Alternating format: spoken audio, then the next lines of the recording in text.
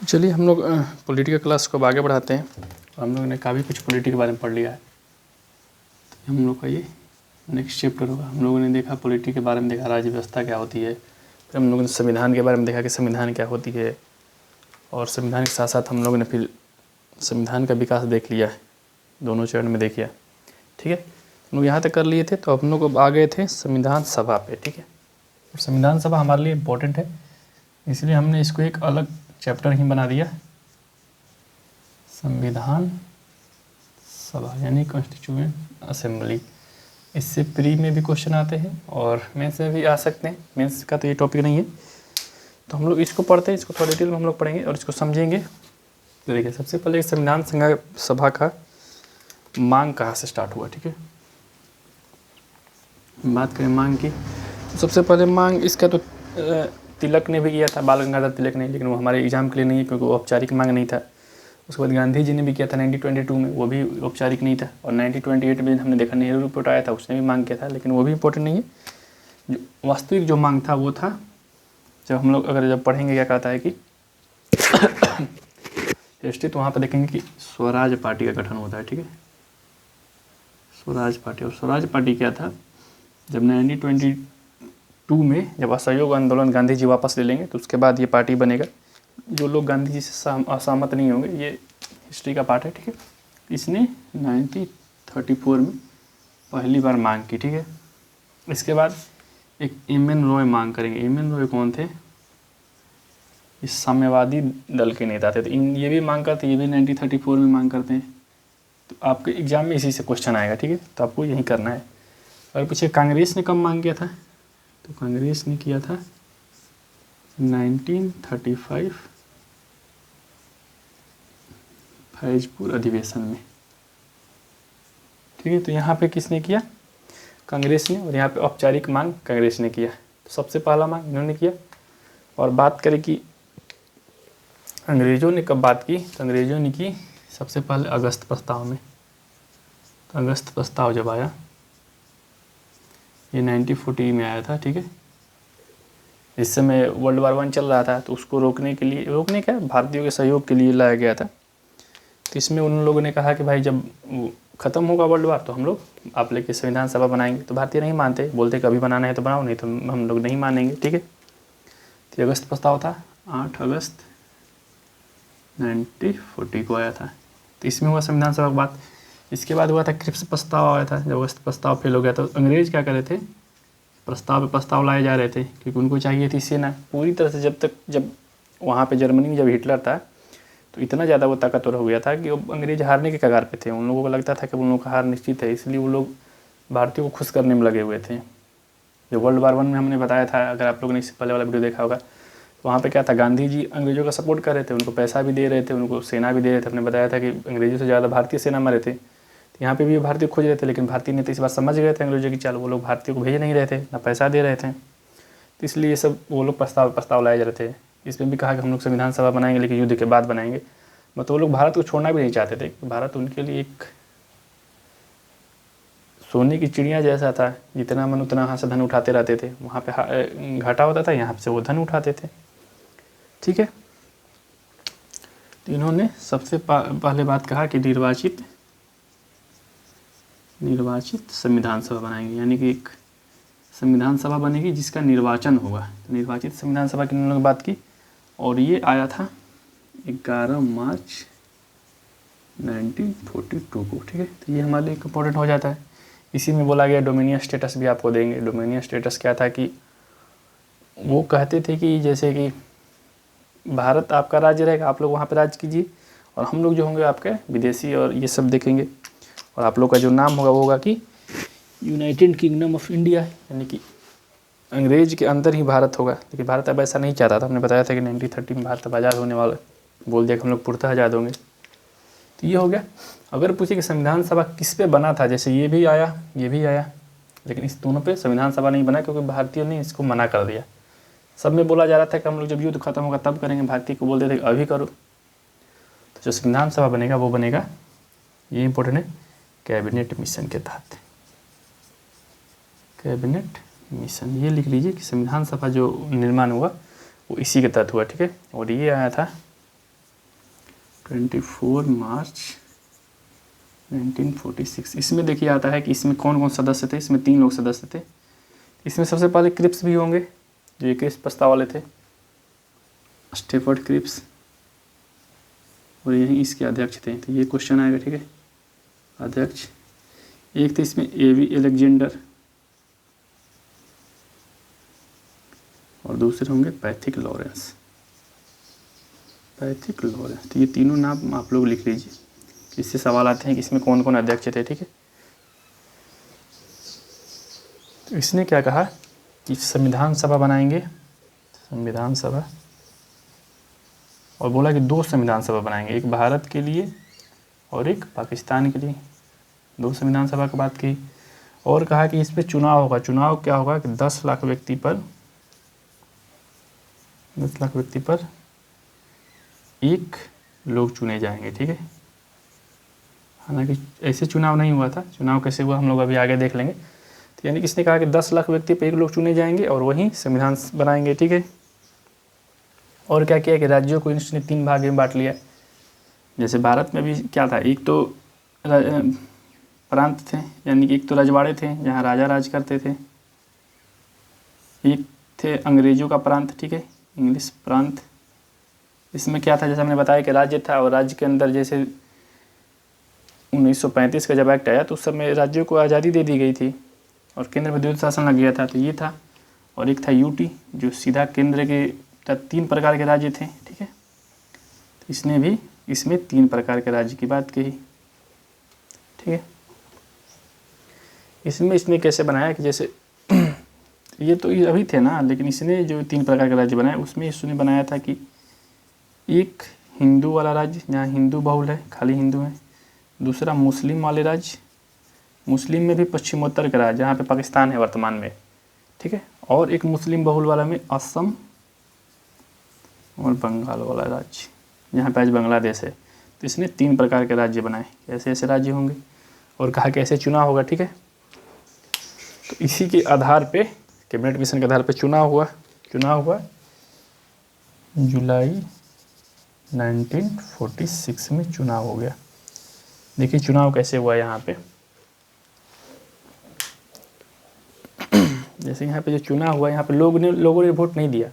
यहाँ पे राज्य का चुनाव हो चुका था, यानी कि राज्य में भी सरकार थी। तो राज्य में जो सरकार थी वहाँ पे जितने सीट थे, जो राज्य की जो विधान परिषद थी, उस समय विधानसभा नहीं कहा जाता था, उस समय विधान परिषद नहीं कहा जाता था। तो राज्य की जो विधान परिषद थी वहाँ पे जो लोग थे, मान लीजिए वहाँ पे 500 लोग हैं, ठीक है, मान के चलते इतना लोग नहीं थे। अभी भी अगर बिहार की बात करें तो बिहार में 243 सीट है विधानसभा की, तो चलिए हम लोग मान लेते हैं 200, ठीक है, 200 लोग हैं और 10 लाख पे 1 व्यक्ति को चुनना है। और भारत में उस समय जनसंख्या थी 38 करोड़, और इस अनुसार हम लोग देखें तो हम लोग 380 लोग को चुनेंगे, ठीक है।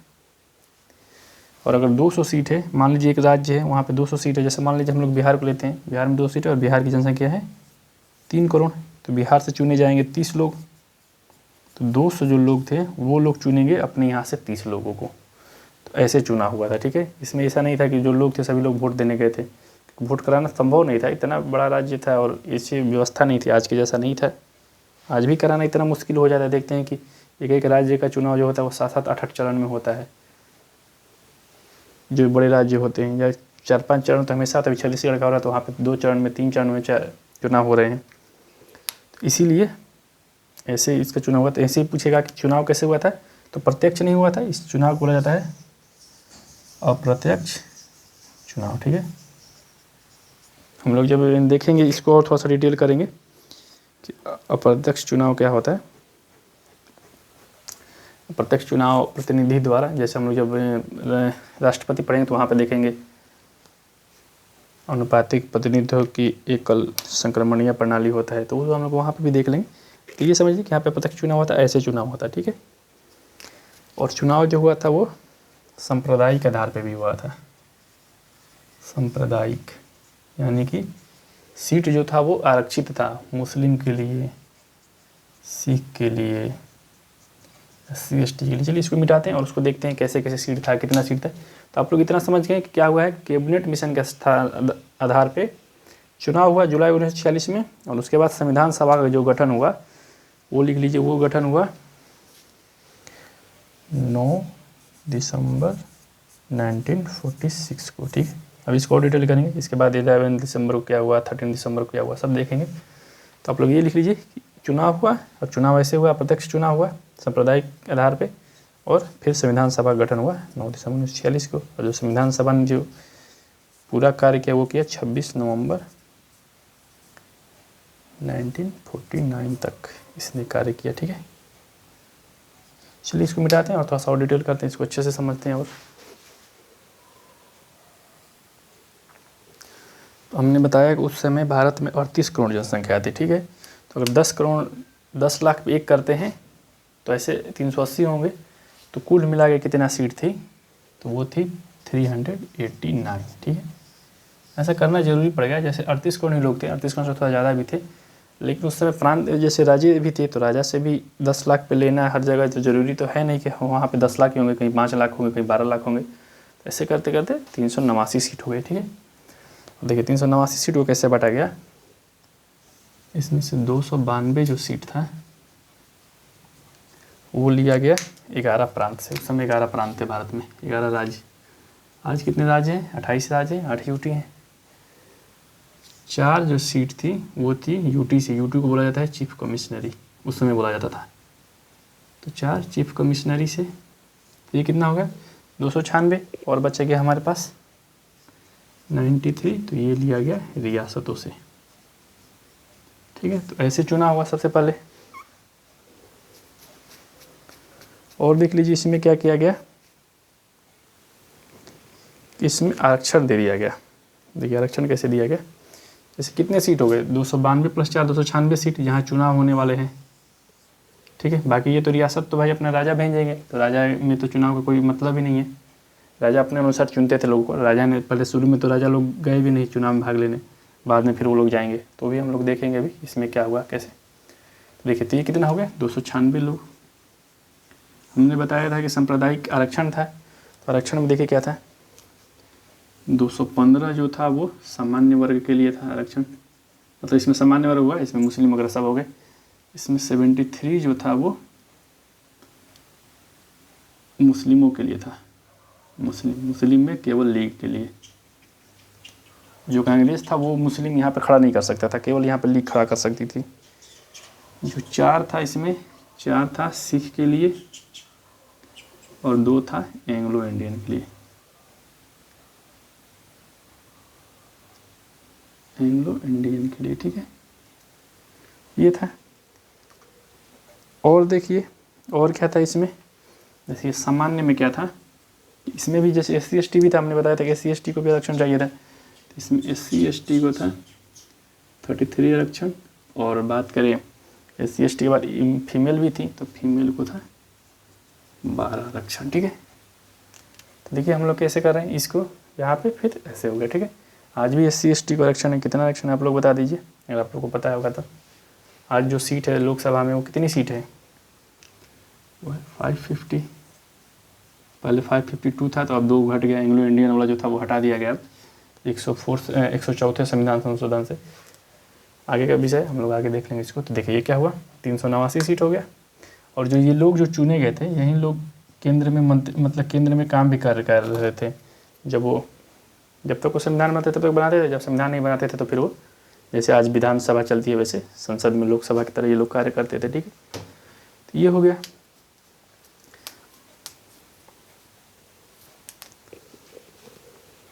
और देख लिए क्या हुआ कि जैसे जब चुनाव हुआ इस पे पूरे सीट पे, तो इसमें 208 सीट कांग्रेस जीत गई, 73 सीट जो आरक्षण था वहीं लीग जीती, ठीक है। और जो 13 जो और 15 जो सीट थे, और 15 सीट, ये हो गया 296। तो जो 15 सीट था वो अन्य लोग जीते। अन्य लोगों में 4 तो सिख ही होंगे, 2 एंग्लो इंडियन होंगे, ठीक है। और इसमें जो 8 लोग थे, इस 4 तो छोड़िए हो गए, और 8 लोग जो थे वो निर्दलीय थे, निर्दलीय लोग चुने गए थे। इसमें एक और था, एक यूरोपीय लोग के पास के लिए भी था। तो ये हो गया मान लीजिए हमारे लिए, ठीक है। तो लीग का कितना सीट है, मुस्लिम लीग का सीट है यहाँ पे केवल 73, तो इसने कर दिया बहिष्कार, क्योंकि इसने बाकी और कोई सीट नहीं जीता, बस आरक्षण वाला जीता, इसने बहिष्कार किया हम नहीं आएंगे। जो रियासत थे इसने भी बहिष्कार कर दिया। ये आएंगे 28 अप्रैल 1947 को, इससे पहले ये भी नहीं आएंगे, ये बोलेंगे कि हम भी नहीं जाएंगे। ये आज़ाद होना चाहिए। जैसे रियासत जो थे उनको जो सबसे पहले जो माउंटबेटन प्लान है उसमें कहा गया कि एक पाकिस्तान बनेगा, एक भारत बनेगा, और रियासत जो होंगी वो अपने अनुसार अपना आज़ाद हो सकती हैं। तो ये लोग आज़ादी चाहते थे। और ये है 1946 का समय। इस समय भारत अभी आज़ाद नहीं हुआ है। भारत आज़ाद होगा 15 अगस्त 1947 को, लेकिन भारत का संविधान सभा बन रहा है। तो ये लोग चाहते थे कि हम आज़ाद हों, तो आज़ाद होने के लिए लोग इस संविधान सभा नहीं जाते हैं। तो इसने भी बहिष्कार कर दिया और लीग ने भी बहिष्कार कर दिया। ठीक है। और लीग जब, जैसे इस समय क्या था, जिस समय जो अंग्रेज थे या जो भारत के नहीं रहते वो बोलते थे कि हम लोग भारत पाकिस्तान को एक बनाएंगे, भारत पाकिस्तान एक देश होगा। और एक देश के चलते ही इतना सीट किया गया था। तो बाद में क्या होगा, भारत से पाकिस्तान के लोग चले जाएंगे। 14 अगस्त को पाकिस्तान अलग एक देश बन जाएगा, 15 अगस्त को भारत एक अलग देश बनेगा। तो उस समय क्या होगा, अब सीट घट के भारत के लिए हो जाएगा 299 सीट, और 90 सीट चला जाएगा वहाँ पे। ठीक है, पाकिस्तान के लिए।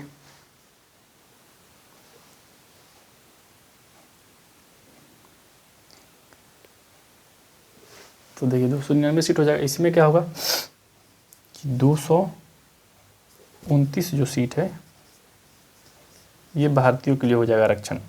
मतलब इसमें भारतीय लोग हैं, जहाँ चुनाव होगा, जैसे ये 208 लोग इसमें होंगे ही होंगे, बाकी 15 लोग ये वाले भी होंगे। बस ये 73 लोग चले जाएंगे और बाकी इन लोग को और भी सीट मिल जाएगा। और जो रियासतें होंगी उनको मिलेगा 70 सीट,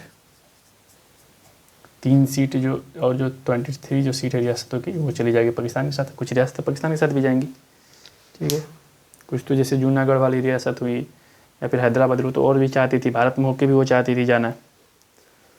तो ये हो गया सीटों का बंटवारा। ठीक है, इतना सीट का बंटवारा हुआ इस प्रकार।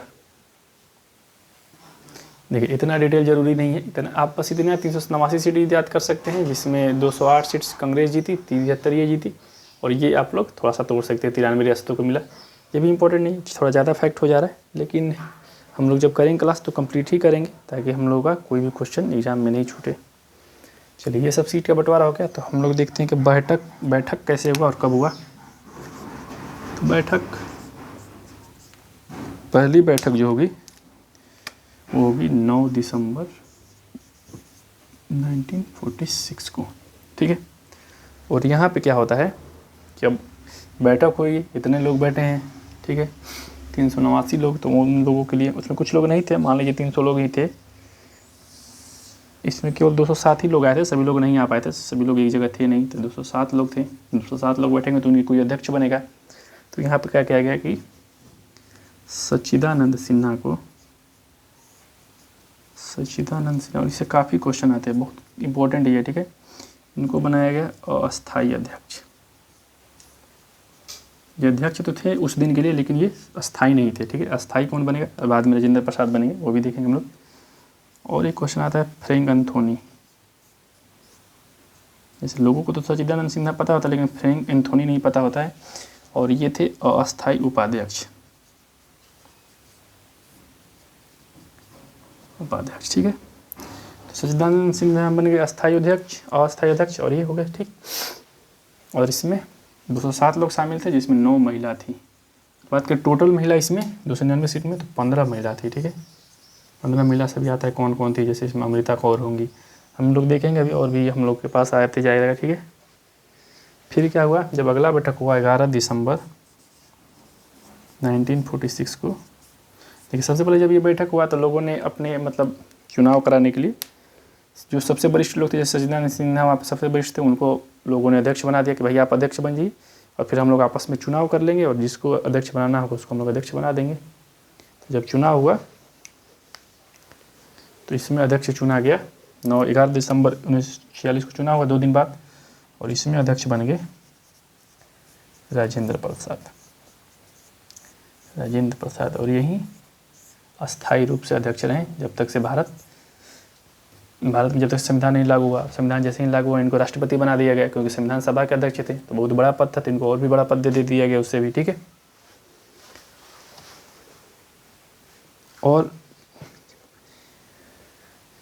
और देखिए उपाध्यक्ष और अध्यक्ष तो सबको याद है, उपाध्यक्ष किसी को नहीं याद होता तो आप लोग लिख लीजिए HC मुखर्जी पहले उपाध्यक्ष बने, और इसके बाद ये पहले, उसके बाद इनके बाद बने BT कृष्णमाचारी। तो ये 2 उपाध्यक्ष हो गए। और इसी दिन एक संवैधानिक सलाहकार चुना गया, इनका रूल काफ़ी इंपॉर्टेंट है, संवैधानिक सलाहकार, और ये हैं BN राव। देखिए जो BN राव थे ये काफ़ी बड़े पहले जज भी रह चुके थे और काफ़ी बड़े मतलब विधि वेता थे। यही जो पूरा जो संविधान है उसका प्रारूप यहीं बनाएंगे। प्रारूप का मतलब क्या था कि हम लोग ये पहले रखेंगे, जैसे हम लोग जब देखेंगे पूरा आर्टिकल वाइज हम लोग देखेंगे सबसे पहले राज्यों के बारे में रखा हुआ है, उसके बाद फिर दूसरे में नागरिकता रखा गया है, तीसरे में फिर मौलिक अधिकार, फिर चौथे में DPS भी, पाँचवें में संघ के बारे में रखा हुआ है। तो वो लोग कैसे प्रारूप होगा वो सब इसे ही डिसाइड कर रहे थे। काफ़ी बड़े नॉलेज वाले आदमी थे, इन्हीं ने वही बनाया था प्रारूप, और उसी प्रारूप का प्रारूप समिति के अध्यक्ष थे डॉक्टर भीमराव अम्बेडकर। तो ये सब समिति भी देखेंगे हम लोग, ठीक है। तो ये हो गया। इसके बाद एक और इम्पोर्टेंट, जैसे 9 दिसंबर को ये हुआ, 11 दिसंबर को हुआ, और एक और इम्पोर्टेंट डेट है 13 दिसंबर। इस दिन क्या हुआ, प्रस्तावना लाया गया। और प्रस्तावना कौन लाया था, प्रस्तावना हम लोग अभी आगे भी पढ़ेंगे, जब हम लोग का ये संविधान सभा खत्म होगा तो हम लोग का प्रस्तावना ही आएगा। प्रस्तावना को हम लोग डिटेल करेंगे क्योंकि उससे मेंस से काफ़ी सवाल आते हैं, उसमें न्याय और समानता के बारे में जो दिया हुआ है तो उसको हम लोग वहाँ देखेंगे। बस हम लोग डेट के लिए लिखते हैं 13 दिसंबर 1946 को ये प्रस्तावना आया, JL नेहरू द्वारा, यानी कि जवाहरलाल नेहरू द्वारा आया ये, ठीक है।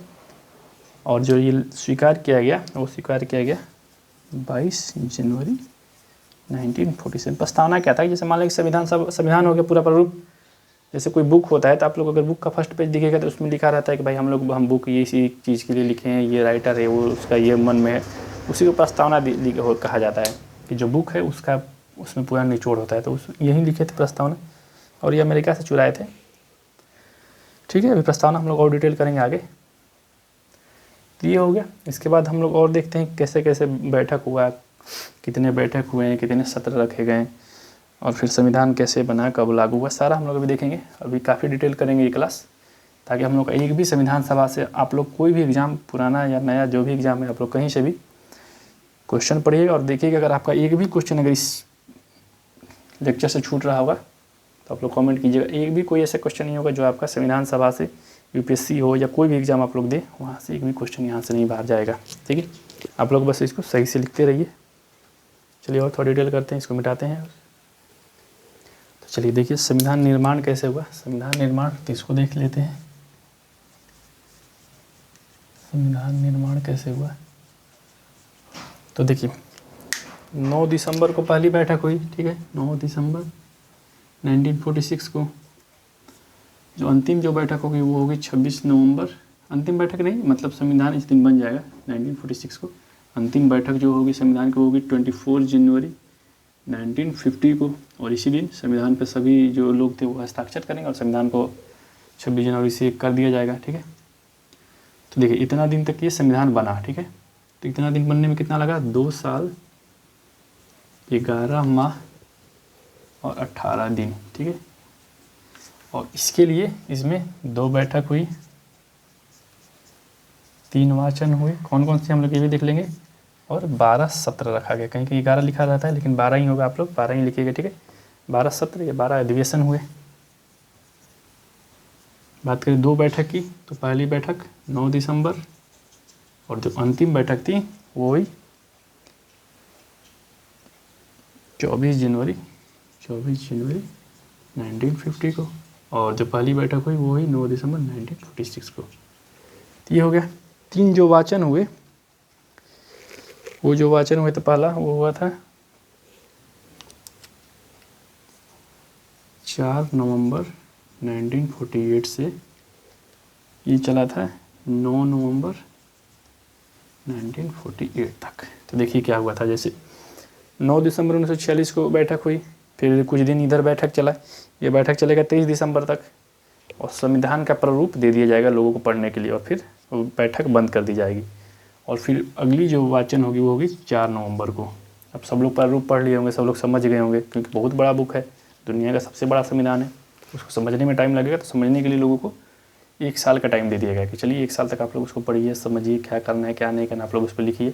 बीच बीच में लोग बैठते थे, मंथन करते थे, लेकिन उस पर भी बदलाव नहीं हो रहा था। फिर बदलाव यहाँ से स्टार्ट हुआ। ठीक है,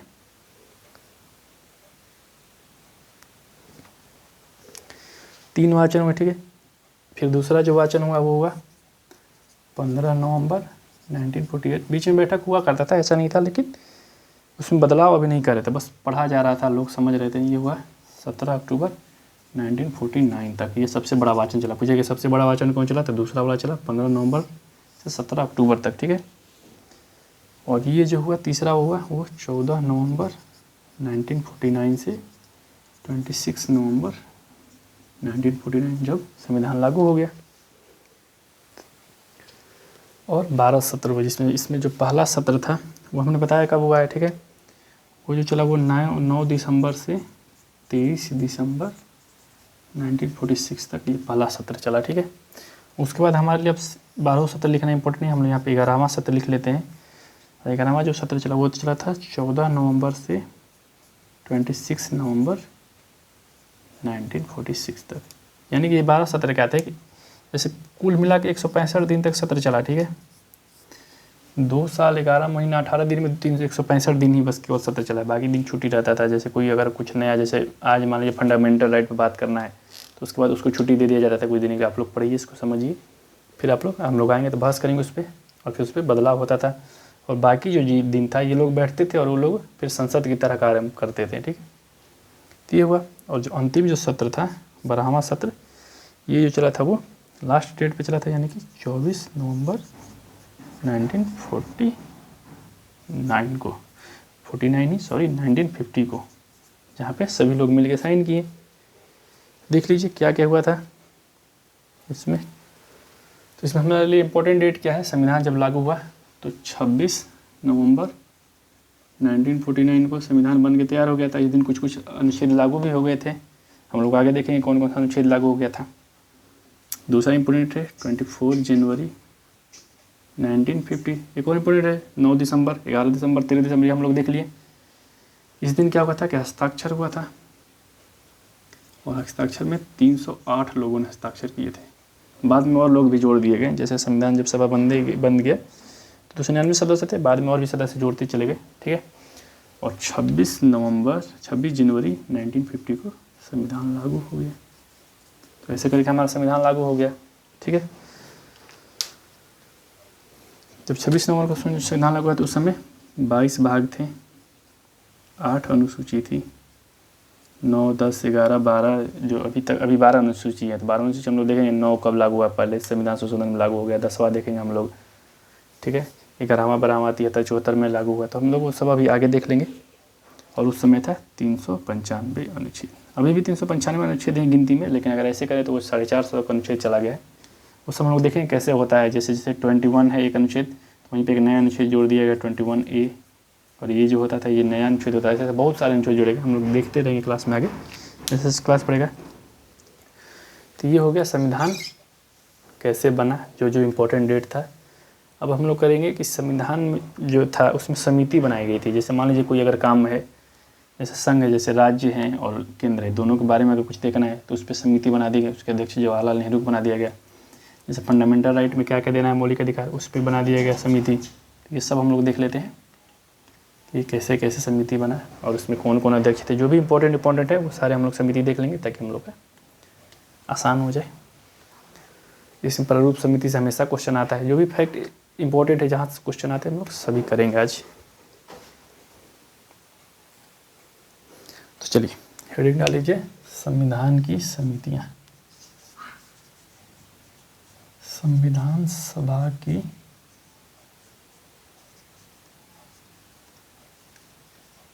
समितियां। तो देखिए इसमें क्या क्या हुआ। सबसे इसमें जो इम्पोर्टेंट समिति है वो है प्रारूप समिति। प्रारूप समिति आप लोग इसको लिख लीजिए। ये इम्पोर्टेंट इसलिए है क्योंकि इसमें ये देखिए गठन हुआ था 29 अगस्त 1947 को। ठीक है, हमने बताया कि जो प्रारूप था वो बनाया था BN राव ने। तो ये भी देख लीजिए, प्रारूप जो बनाया था वो BN राव ने बनाया था। प्रारूप क्या था कि कैसा संविधान हो, कैसा उसकी डिजाइनिंग हो, कहाँ पे कौन चीज़ रखा जाए, क्या चीज़ रखा जाए, क्या नहीं रखा जाए, किसको कितना रखा जाए, तो ये सब था। और इसके जो अध्यक्ष थे प्रारूप समिति के, सभी लोगों को पता होगा, ये थे BR अम्बेडकर। और जो सदस्य थे इसमें देखिए, कुल मिला के 7 सदस्य थे, एक अध्यक्ष और 6 लोग और थे। ये 6 लोग का आप लोग नाम लिख लीजिए। ये थे NG अयंगर, दूसरा थे AK अय्यर, ठीक है। और लोग थे जैसे इसमें थे मोहम्मद सादुतुल्लाह, KM मुंशी, काफ़ी इम्पोर्टेंट सदस्य थे। ये कांग्रेसी थे और एकमात्र कांग्रेसी थे, बाकी जो लोग थे वो सब बाहरी लोग थे, ठीक है। बाहरी लोग क्या थे, मतलब ये लोग निर्दलीय चुने गए थे। KM मुंशी केवल कांग्रेसी थे। और थे इसमें BL मित्र, और इनकी बाद में मृत्यु हो जाएगी और इनकी जगह पे आएंगे N माधव राव। तो ये भी आपको लिखना है, NM राव या N माधव राव बोला जाता है इनको। BL मित्र की जगह पर कौन आ जाएगा, N माधव राव, क्योंकि इनकी मृत्यु हो जाएगी और ये फिर रिजाइन भी दे देंगे। ये है DP खेतान और इनकी जगह पर आ जाएंगे TT कृष्णमाचारी, ठीक है। तो ये 6 लोग हो गए और ये एक साथ, तो यही इम्पोर्टेंट थी, ठीक है। BN राव ने प्रारूप बनाया था, वो 160 देशों का संविधान कम से कम पढ़े होंगे, उसके बाद उन्होंने ये प्रारूप बनाया था, तो काफ़ी इंपॉर्टेंट है। और समिति देख लेते हैं, इसमें देखिए एक एक, जैसे कि और समिति क्या थी, जैसे राजेंद्र प्रसाद थे, देख लीजिए राजेंद्र प्रसाद की क्या क्या समिति थी। इनके पास जो समिति दी गई थी, इनके पास था प्रक्रिया विषयक समिति, प्रक्रिया क्या होगी, संविधान कैसे करना है। दूसरा संचालन समिति, क्योंकि अध्यक्ष थे तो संचालन इन्हीं के पास था, ठीक है। संचालन समिति थी, प्रक्रिया विषयक समिति, प्रक्रिया क्या होगी। और था वित्त एवं स्टाफ समिति। जैसे देखिए, आपको लगता होगा कि भाई इतना कैसे वो काम संभाल लेंगे, तो ऐसा नहीं था। जैसे संचालन समिति तो वो अकेले नहीं थे उसमें, इनके नीचे भी कई लोग होते थे जो लोग काम करते थे, बस इनको उसका देख रेख करना था। वित्त एवं स्टाफ, कैसे वित्त होंगे, क्या होगा। और ये था राष्ट्रीय ध्वज, राष्ट्रीय ध्वज हेतु तदर्थ समिति, इसके भी अध्यक्ष यही थे। इसमें और भी लोग थे, जैसे इंपॉर्टेंट वर्ड लोग थे, जिसमें मौलाना अबुल कलाम आज़ाद होंगे, सरोजनी नायडू होंगी इसमें, ठीक है। अम्बेडकर भी इसमें होंगे, KM मुंशी होंगे, सी राजगोपालाचारी होंगे, तो ये भी इंपॉर्टेंट है, ठीक है। सरोजनी नायडू आप लोग लिख लीजिए, इसमें हम बोल देते हैं सरोजनी नायडू थी इसमें, KM मुंशी थे, डॉक्टर BM राव अम्बेडकर थे, सी राजगोपालाचारी थे, तो ये सब इसमें थे, ठीक है। मौलाना अबुल कलाम आज़ाद थे। तो राजेंद्र प्रसाद का हो गया। दूसरा हम लोग देख लेते हैं नेहरू के लिए। नेहरू के पास कौन कौन सा समिति थी। नेहरू मतलब जवाहरलाल नेहरू, ठीक है। मोतीलाल नेहरू अब तक मर चुके हैं। इनके पास था संघ शक्ति समिति, राज्य संबंधी समिति, राज्य और संघ वाला जो भी कार्य था वो इन्हीं के को दिया गया था, ठीक है। और एक था इनके पास संघीय संविधान समिति, संघीय संविधान समिति, तो इनको 3 समिति दिया गया था, ठीक है। और उनके पास भी 4 समिति था, इनके पास 3 समिति था। और जो एक इम्पोर्टेंट है इसमें, एक है पटेल, ठीक है।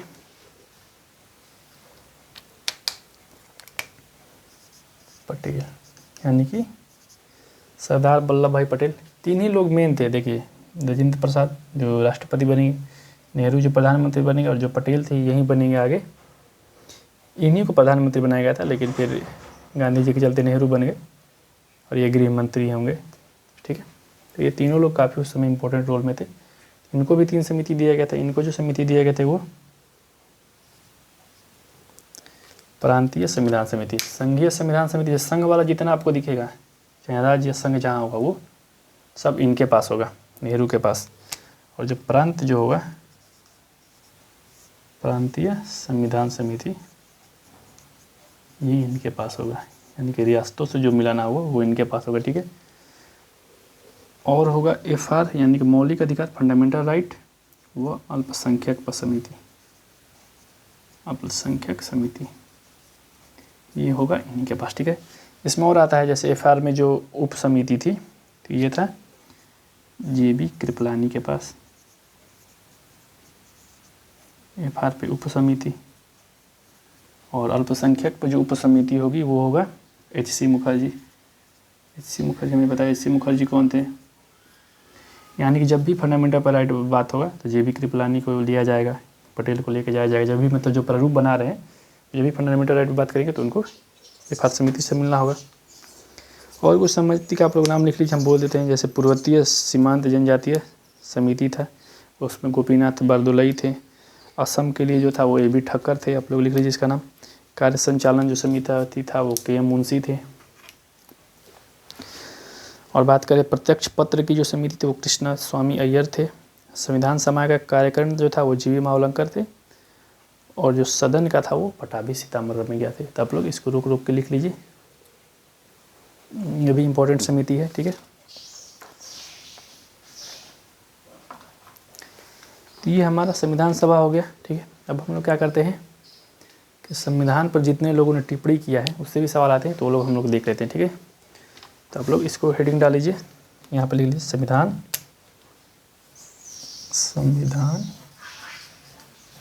सभा पर टिप्पणी। टिप्पणी का मतलब क्या था कि जैसे संविधान सभा बना, हमने देखा कि इसमें तो 208 जो सदस्य हैं वो तो कांग्रेस से ही हैं। ठीक है, बाद में जब मुस्लिम लीग चल जाएंगी तो पूरा तक पूरा कांग्रेस ही हो जाएगा इसमें। तो इसीलिए तो इस पर लोगों ने जो विरोधी थे संविधान सभा का, तो वो लोग ऐसे सब टिप्पणी, जैसे इसमें एक पहला नाम आता है ग्रेनविल ऑस्टिन, ये अंग्रेज था। इसने क्या कहा, इसने कहा था कि जो संविधान सभा था वो कांग्रेस थी और कांग्रेस जो थी वो संविधान सभा। ठीक है, यानी कि कांग्रेस ही जो थी वही थी। इसने कहा कि संविधान सभा कांग्रेस थी और पूरा कांग्रेस भारत था, यानी कि जो भी कांग्रेस नियम बना रही थी वही भारत पे नियम लागू हो रहा था, भारत के लोगों को वहाँ पर कोई मतलब नहीं था। तो इसने ये टिप्पणी किया। ऐसे क्वेश्चन आते हैं, ग्रेनविल ऑस्टिन ने क्या बोला। फिर एक है आइवर जेनिंगस,